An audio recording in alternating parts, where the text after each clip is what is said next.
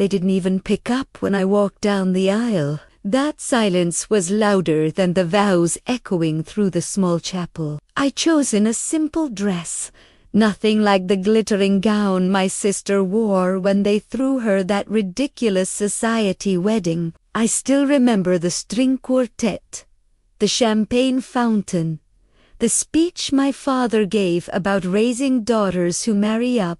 They spent nearly 6 figures to make her wedding trend online. For mine, they didn't even send a text. When I called them that morning, half hoping, half knowing, I heard my mother's voice, cold and sharp as a winter blade. "Enjoy marrying your plumber, sweetheart. We won't be embarrassed with you." And then, click. I just stood there holding the phone. My bouquet trembled in my hands, but not from heartbreak. Not anymore. Something colder took root, something that didn't wither. They'd always loved appearances more than people. When my sister got engaged to a corporate heir, my parents practically knelt to him. They called him the future of our family. I remember my mother saying, "You could learn a thing or two from your sister." Back then, I smiled and pretended it didn't sting. I let them parade her fiancé through every dinner, while my own boyfriend, Evan, wasn't invited. Evan didn't come from money. He came from grease-stained hands and long shifts. But he had a quiet confidence that didn't need polishing. I met him when my car broke down outside my apartment and he fixed it without charging me a cent. When I offered to pay, he just smiled and said, "You look like someone who could use a break." That's when I knew he was different.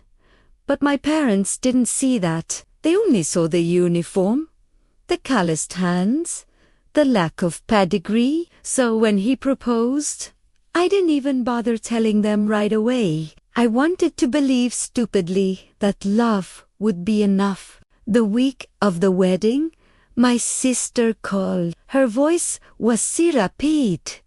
"You're really going through with it with him?" "Yes." "Well, don't say I didn't warn you. Mom's been crying all week about the humiliation." That was my cue. I stopped defending myself. I stopped explaining. I just let them build their little fantasy where I was the family's failure. But I was already working on something else. Evan's business, Blue Line Repairs, had been small. I'd seen how my parents looked down on it, how they scoffed at his work truck parked in our driveway. What they didn't know was that I had quietly been helping him scale. Behind their backs, I invested every spare dollar, rebuilt his website, secured commercial contracts, and filed the legal documents that would later make him majority owner of one of the fastest growing infrastructure companies in the state.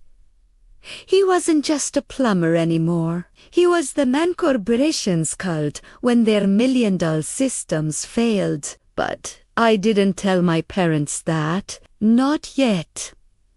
When the wedding day came, I didn't cry over their absence. I smiled, because absence leaves space for clarity, for control, for the kind of revenge that doesn't scream. After the ceremony, I sent them one photo, Evan and I, standing in front of his newest project, a corporate, his company's logo plastered across the site, his arm around me, his wedding ring gleaming. No caption, just the image. 10 minutes later, my mother called ten my fater, ten my sister. I didn't answer the first few times. Let them stew. Let curiosity turn to dread. When I finally picked up, my father's voice cracked. "Sweetheart, we had no," I said calm as glass. "You didn't care." My mother jumped in, panicked. We made a mistake. We thought that he wasn't good enough. I finished for her. Funny. He just signed a maintenance contract with your company's headquarters. I guess you'll be seeing him more often. Silence heavy. I could almost hear their pride shatter on the other end. I didn't gloat. I didn't need to. Revenge doesn't always require cruelty. Sometimes it's just the quiet satisfaction of truth unveiling itself. They've tried to mend things since then. Flowers on our doorstep, invitations I never respond to. My sister even came by once, all smiles and apologies, until she realized Evan's company had bought out the property management firm her husband depended on. Poetic, isn't it? Now, when they look at me, they see what they threw away. Not because of money, but because they misjudged worth. I learned something that day. Some people only understand love when it's gone. Others only respect power when it's too late to ask for mercy. So, when people ask why I don't visit my parents anymore, I just smile and say, they were busy the day I got married. I returned the favor, and that was the last call I ever took.